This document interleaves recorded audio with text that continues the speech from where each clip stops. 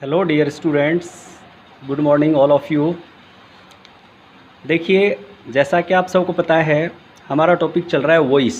और आज हम पढ़ेंगे वॉइस पार्ट फिफ्थ, अर्थात वॉइस का पांचवा भाग। और वॉइस का फिफ्थ पार्ट शुरू करने से पहले जो आपको प्रीवियस क्लास में होमवर्क दिया गया था, और होमवर्क में हमने आपको डबल ऑब्जेक्ट वाले 2 सेंटेंसेस दिए थे। तो पहला जो हमारा एग्जाम्पल है, देखिए, Rahul is sending me a letter. अब यहाँ हमारे पास सेंडिंग के बाद मी है, मी के बाद ए लेटर है, तो मी हमारे पास ऑब्जेक्ट है और ए लेटर भी ऑब्जेक्ट है। अब मी जो है, जैसा कि आपको पता है, किसी पर्सन से रिलेटेड है, किसी पर्सन किसी व्यक्ति से संबंधित है। तो जो ऐसे ऑब्जेक्ट जो किसी व्यक्ति या किसी पर्सन से, कह सकते हैं किसी पर्सन से संबंधित हो, वो इनडायरेक्ट ऑब्जेक्ट कहलाते हैं। कौन से ऑब्जेक्ट कहलाते हैं?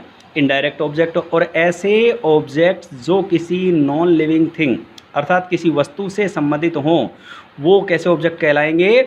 Direct object. जैसा कि हम मार्किंग कर रखेंगे, इनडायरेक्ट ऑब्जेक्ट और ये डायरेक्ट ऑब्जेक्ट।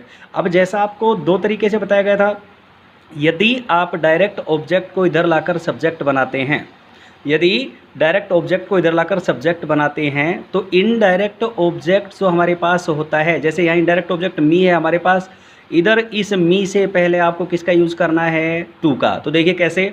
सबसे पहले हमने ए लेटर जो डायरेक्ट ऑब्जेक्ट है, इसको यहाँ हमने सब्जेक्ट बनाया है, ए लेटर।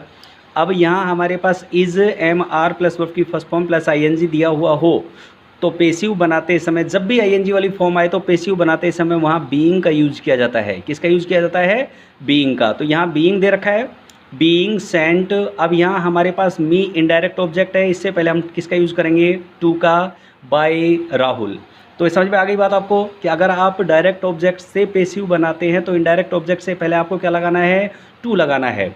नेक्स्ट एग्जाम्पल देखिए, सॉरी, इसी का दूसरा पैटर्न देखिए। अगर आप इनडायरेक्ट ऑब्जेक्ट को सब्जेक्ट बनाते हैं, जैसे हमारे पास यहाँ इनडायरेक्ट ऑब्जेक्ट है मी, क्या है?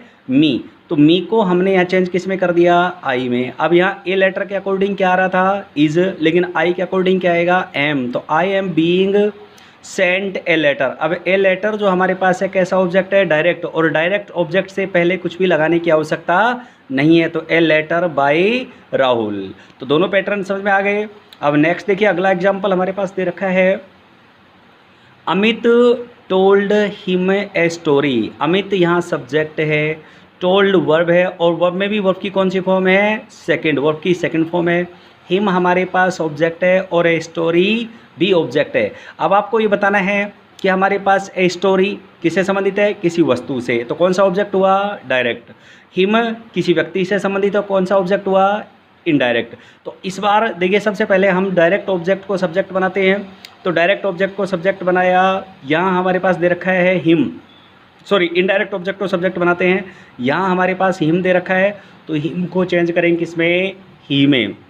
जब जब आपके पास एक्टिव वॉइस में वर्ब की सेकंड फॉर्म हो, तब तब आपको पेसिव बनाते समय वाज या वर का यूज करना है। तो ही के अकॉर्डिंग क्या आएगा? वाज।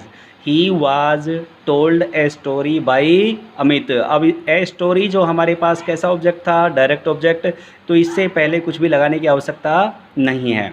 दूसरा पैटर्न इसका देखिए, अगर आप कहें कि साहब हम तो डायरेक्ट ऑब्जेक्ट से ही पेसिव बनाएंगे, तो देखिए यहाँ पे डायरेक्ट ऑब्जेक्ट हमारे पास ए स्टोरी है, तो a story was told to him by Amit. अब यहाँ हमारे पास हिम इनडायरेक्ट ऑब्जेक्ट, तो इनडायरेक्ट ऑब्जेक्ट से पहले, इस हिम से पहले हमें क्या लगाने की आवश्यकता है?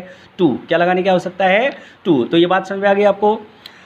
अब इसके बाद हम जो हमारे, ये अभी तक हमारे जो बेसिक कंसेप्ट थे वो क्लियर हो गए, डबल ऑब्जेक्ट वाले हो गए, कुछ अनइम्पोर्टेंट सब्जेक्ट्स थे उनका कंसेप्ट क्लियर हो गया, टेंस और प्रोनाउन संबंधी टेबल जो थी वो क्लियर हो गई। अब हम आज हमारे सेंटेंस का पहला जो प्रकार होता है उसके बारे में स्टडी करेंगे। जैसा आप सभी को पता है कि सेंटेंस हमारे जो होते हैं वो कितने प्रकार के होते हैं? नेचर के आधार पे 5 प्रकार के। तो पहला जो प्रकार है हमारा असर्टिव है। कौन सा है? Assertive sentence. और असर्टिव सेंटेंस के भी 2 पार्ट होते हैं, एक होता है अफर्मेटिव और दूसरा होता है नेगेटिव। तो अब देखिए, यहाँ ऐसे सेंटेंस जिनकी शुरुआत सब्जेक्ट से होती हो, किन से होती हो? सब्जेक्ट से, और एंड होता हो फुल स्टॉप से, वो असर्टिव होते हैं। अब असर्टिव में नेगेटिव और अफर्मेटिव को कैसे आपको डिफ्रेंशिएट करना है, उसका दोनों का अंतर कैसे समझना है। जब हमारे पास सेंटेंस में नोट दिया हो तो सेंटेंस कैसा होगा, नेगेटिव, कैसा होगा, और बिना नोट वाला सेंटेंस कैसा होगा, अफर्मेटिव। अब देखिए आप, जब हमारा असर्टिव सेंटेंस आएगा तो उसका जो एक्टिव वॉइस का पैटर्न होगा, किसका पैटर्न है, एक्टिव वॉइस का जो पैटर्न होगा वो कैसे होगा, सबसे पहले सेंटेंस की शुरुआत किससे होगी, सब्जेक्ट से, उसके बाद आएगा हेल्पिंग वर्ब, फिर मेन वर्ब, फिर ऑब्जेक्ट और फिर ईटीसी, कह सकते हैं एडवर्बियल फ्रेज, और फिर सेंटेंस के एंड में क्या आएगा, फुल स्टॉप। तो असर्टिव सेंटेंस जिनकी शुरुआत सब्जेक्ट से होती हो और एंड फुल स्टॉप से होता हो। लेकिन जब इनका पेसिव बनाएंगे तो कौन सा स्ट्रक्चर यूज करना है आपको, देखिए सबसे पहले आपको जो हमारे पास यहाँ ऑब्जेक्टिव फॉर्म है, जो ऑब्जेक्टिव केस है उसको इधर लाना है। तो पहले ऑब्जेक्टिव केस लाना है, इसके बाद एच वी यूज करनी है, फिर वर्ब की कौन सी फॉर्म यूज़ करनी है, थर्ड। जैसा कि पेसिव वॉइस का यूनिवर्सल रूल है कि पेसिव वॉइस में हमेशा वर्ब की कौन सी फॉर्म का यूज़ करना है, थर्ड फॉर्म का। फिर जो हमारा यहाँ सब्जेक्ट है, जो इधर सब्जेक्टिव केस होता है, उस सब्जेक्टिव केस से पहले हमें किसका यूज़ करना है, बाई का। किसका यूज़ करना है, बाई का। और इसके बारे में बताया था कि कुछ विशेष कंडीशंस में बाई के स्थान पर आवश्यक प्रीपोजिशन का यूज भी किया जा सकता है। अब एग्जाम्पल स्टडी करेंगे हम इसका। देखिए सबसे पहले हमारे पास एक्टिव वॉइस में देखिए आप, I have sent a message recently. अब हमारे पास आई है सब्जेक्ट, हैव है हेल्पिंग वर्ब, सेंट है वर्ब और ए मैसेज है ऑब्जेक्ट, और रिसेंटली एडवर्बियल फ्रेज या ईटीसी। तो एक्टिव वॉइस का जो पैटर्न हमारा, सब्जेक्ट दिया हुआ है, हेल्पिंग वर्ब दी हुई है, सेंट मेन वर्ब है दी हुई है, ऑब्जेक्ट दिया हुआ है, ईटीसी दिया हुआ है। इसका मतलब हमारा जो असर्टिव का एक्टिव वॉइस का पैटर्न था बिल्कुल सही है। अब पेसिव का पैटर्न भी इसी तरह से यूज़ करना है। तो सबसे पहले ऑब्जेक्टिव केस को ले आएंगे। ऑब्जेक्टिव केस हमारे पास क्या है, ए मैसेज। तो ए मैसेज को इधर ले आए हम और सब्जेक्ट बना दिया ए मैसेज। अब आई के साथ क्या आ रहा है, हैव, लेकिन ए मैसेज सिंगुलर सब्जेक्ट है, इसके साथ किसका यूज़ करेंगे, हैज़ का। जब जब आपके पास एक्टिव वॉइस में वर्ब की थर्ड फॉर्म आती है, तब हमें हमेशा पेसिव वॉइस में किसका यूज़ करना है, बीन का। ध्यान रखें आप, जब आईएनजी वाली फॉर्म आती हो तो बीइंग, और थर्ड फॉर्म आती हो तो बीन। तो a message has been sent by me recently. अब यहाँ हमारे पास आई जो है सब्जेक्टिव फॉर्म था, इधर आके ऑब्जेक्टिव फॉर्म में बन गया, और इससे पहले किसका यूज़ कर दिया, बाई का। तो हमने यहाँ पेसिव वॉइस का जो हमारा पैटर्न था, उस पैटर्न के अकॉर्डिंग सेंटेंस को पेसिव वॉइस में चेंज कर दिया। एक एग्जाम्पल और देखिए अब आप, सी कैन स्पीक इंग्लिश। अब यहाँ सी हमारे पास क्या हुआ, सब्जेक्ट, कैन क्या हुआ, मॉडल ऑक्सिलरी, स्पीक हुआ मेन वर्ब, और इंग्लिश हुआ ऑब्जेक्ट। अब यहाँ जब जब हमारे पास मॉडल आता है तब हमें मॉडल के बाद किसका यूज़ करना है, बी का। तो देखिए एग्जांपल, सबसे पहले ऑब्जेक्ट को इधर लाके क्या बनाना है, सब्जेक्ट, इंग्लिश को बना दिया।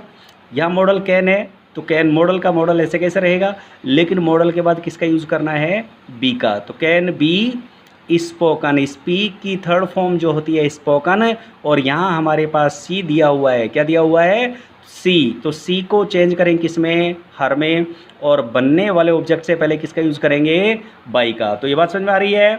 अगला एग्जांपल देखिए आप, मोहित डज नॉट लाइक स्वीट्स। अब यहाँ हमारे पास क्या आ रहा है, नोट। तो देखिए स्टूडेंट्स, जैसा आपको बताया गया था, जब हमारे पास सेंटेंस में क्या दिया हुआ हो, नोट, तो ये हमारा कौन सा सेंटेंस है, नेगेटिव। कौन सा है, नेगेटिव। और एक्टिव वॉइस में अगर सेंटेंस नेगेटिव है तो उसका पेसिव वॉइस भी नेगेटिव ही बनता है। अब यहाँ हमारे पास स्वीट्स जो है वो क्या है, ऑब्जेक्ट। तो ऑब्जेक्ट को इधर लाकर क्या बनाएंगे, सब्जेक्ट, स्वीट्स।